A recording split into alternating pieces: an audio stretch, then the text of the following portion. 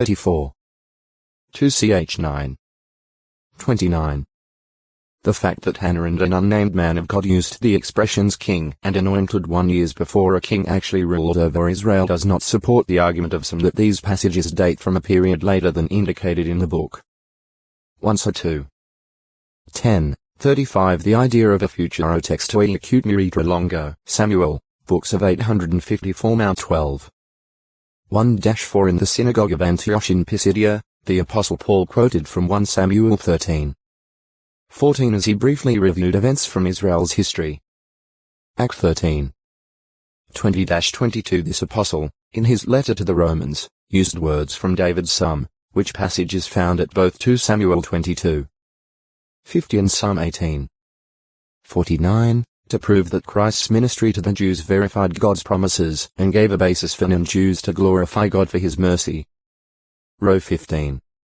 8, 9 Jehovah's words to David at 2 Samuel 7. 14 are quoted and applied to Christ Jesus at Hebrews 1. 5. Outstanding, 2, is the candor of the record. It exposes the wrongs of the priestly house of Eli 1-2. 12-17, 22-25, the corruption of Samuel's sons 1-8. 1-3, and the sins and family difficulties of King David 2-11. 2-15. 13. 1-22. 15. 13, 14. 24. 10. Another evidence of the authenticity of the account is the fulfillment of prophecies. These relate to Israel's request for a king to 17. 14. 1-8. 5. Jehovah's rejection of Eli's house 1-2. 31. 3. 12-14. 1-2. 27, and the continuance of the kingship in David's line 2-7. 16. 33. 17. As 21. 25-27. Mount 1. 1. Lu 1. 32, 33. The record is in complete harmony with the rest of the scriptures.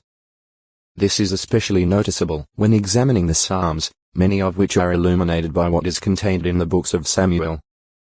King Saul's sending messengers to watch David's house in order to kill him provides the background for Psalm 59. 1-19. 11 David's experiences at Gath, where he disguised his sanity to escape death, are alluded to in Psalms 34 and 56. 1-21. 10-15. Evidently the name Abimelech record of David's kingship. The blessings he experienced, as well as the discipline he received when he sinned, originally part of one scroll with 1 Samuel. The portion in 2 Samuel was completed by Gad and Nathan by the end of David's life in about 1040 BCE. David becomes king and rules from Hebron 1. 4. 12 David mourns the death of Saul and Jonathan. He takes up residence at Hebron and is anointed king by the men of Judah. Abner makes Saul's son Ishbosheth king over the rest of Israel. Fighting breaks out between the rival kingdoms. Abner defects to David, but is killed by Joab. Ishbosheth is murdered. David orders the execution of the assassins. David rules as king over all the tribes of Israel. 5. 1. 10. 19 David is anointed as king over all Israel. He captures the stronghold of Zion and makes Jerusalem his capital city. The Philistines invade twice but are defeated each time David attempts to bring the ark to Jerusalem. The attempt is abandoned when Uzzah dies trying to steady it from falling. His second attempt succeeds when the ark is transported in the proper way. David expresses to Nathan his desire to build a temple for Jehovah. Jehovah concludes a covenant with him for a kingdom. David sins with Bathsheba. Calamity comes on him out of his own house. 11. 1. 20. 26 The Israelites go to war against Ammon. David commits adultery with Bathsheba, whose husband Uriah is serving in the army. When efforts to conceal his sin fail, David arranges for Uriah to die in battle and marries the widowed Bathsheba. With skillful use of an illustration, Nathan reproves David for his sin and announces Jehovah's judgment. Calamity will come out of his own house, his own wives will be violated, the son from Bathsheba will die, the child dies. Bathsheba, pregnant again, gives birth to Solomon. David's son Amnon rapes his half-sister Tamar. David's son Absalom, Tamar's full brother, avenges her by having Amnon killed. Then he flees to Jeshurun. Absalom, having gained David's full pardon, starts scheming against his father. Finally he is himself proclaimed king at Hebron. David and his supporters flee Jerusalem to escape from Absalom and his partisans. In Jerusalem, Absalom has o text to acute miritra longo. Sanballat 855 appearing in the superscription of Psalm 34 is to be viewed as a title for King Achish. Psalm 142 may reflect David's thoughts while hiding from Saul in the cave of Adullam 1:22. 1 or in the cave in the wilderness of Engedi 1:24. 1:3. This is perhaps also the case with Psalm 57. However, a comparison of Psalm 57:6 with 1 Samuel 24. 2-4 seems to favor the cave in the wilderness of Engedi, for there Saul, as it were, fell into the pit he had excavated for David. Psalm 52 pertains to Dogs informing Saul about David's dealings with Ahimelech 1:22. 9-10. The action of the Ziphites in revealing David's whereabouts to King Saul furnished the basis for Psalm 54 1:23. 19. Psalm 2 seems to allude to the attempts made by the Philistines to unseat David as king after his capture of the stronghold of Zion 2:5. 17-25. Trouble with the Edomites during the war with Hadadezor is the setting for Psalm 60 2:8. 3:13. 14. Psalm 51 is a prayer of David, beseeching forgiveness for his sin with Bathsheba 2:11. 2-15. 12.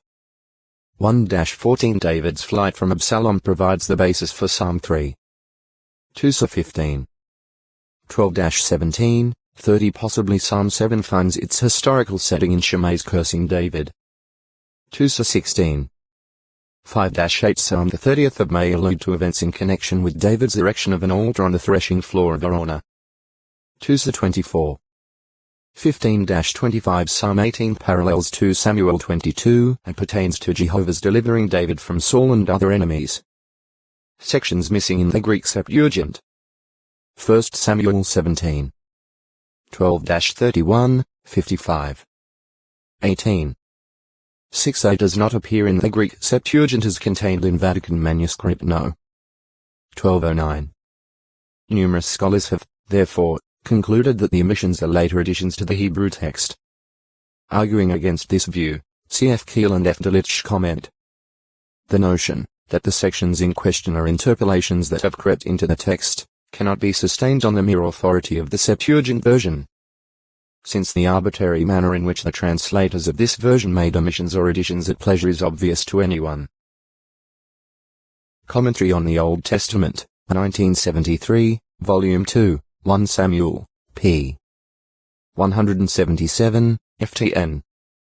If it could be definitely established that actual discrepancies exist between the omitted sections and the rest of the book, the authenticity of 1 Samuel 17. 12-31, 55. 18. 6a would reasonably be in question. A comparison of 1 Samuel 16. 18-23 and 1 Samuel 17. 55-58 reveals what appears to be a contradiction, for in the latter passage Saul is depicted as asking about the identity of his own court musician and armor-bearer, David. However, it should be noted that David's earlier being described as a valiant, mighty man and a man of war could have been based on his courageous acts in single-handedly killing a lion and a bear to rescue his father's sheep. 1:16. 18. 17. 34-36 Also, the scriptures do not state that David actually served in battle as Saul's armor-bearer before he killed Goliath. Saul's request to Jesse was, "Let David, please, keep attending upon me, for he has found favor in my eyes." 1:16. 22. This request does not preclude the possibility that Saul later permitted David to return to Bethlehem so that, when war broke out with the Philistines, David was then shepherding his father's flock. Regarding Saul's question, whose son is the boy, Abner? The aforementioned commentary observes p. 178, ftn. Even if Abner had not troubled himself about the lineage of Saul's harpist, Saul himself could not well have forgotten that David was a son of the Bethlehemite Jesse. But there was much more implied in Saul's question, It was not the name of David's father alone that he wanted to discover, but what kind of man the father of a youth who possessed the courage to accomplish so marvelous a heroic deed really was. And the question was put not merely in order that he might grant him an exemption of his house from taxes as the reward promised for the conquest o textui acute muritra longo, sanctification 856 against the king of Persia. NE 2. 19. 4. 1. As the repair work progressed, he and other opposers conspired to fight against Jerusalem. But whatever efforts they made in this regard were ineffective, for the Jews relied on Jehovah and kept a guard posted. NE 4. 7-9 After the gaps in the wall of Jerusalem were filled, Sanballat and others repeatedly tried to lure Nehemiah away from the city. When this failed, he and Tobiah hired a Jew to frighten Nehemiah into wrongfully hiding in the temple. But they did not succeed. NE 6. 1-14.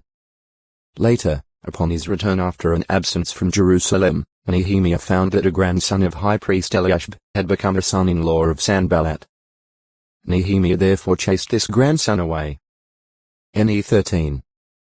6, 7, 28. Sanctification. The act or process of making holy, separating, or setting apart for the service or use of Jehovah God. The state of being holy, sanctified, or purified. Sanctification draws attention to the action whereby holiness is produced, made manifest, or maintained. See holiness. Words drawn from the Hebrew verb kadash and words related to the Greek adjective hagi also rendered holy, sanctified, made sacred, and set apart.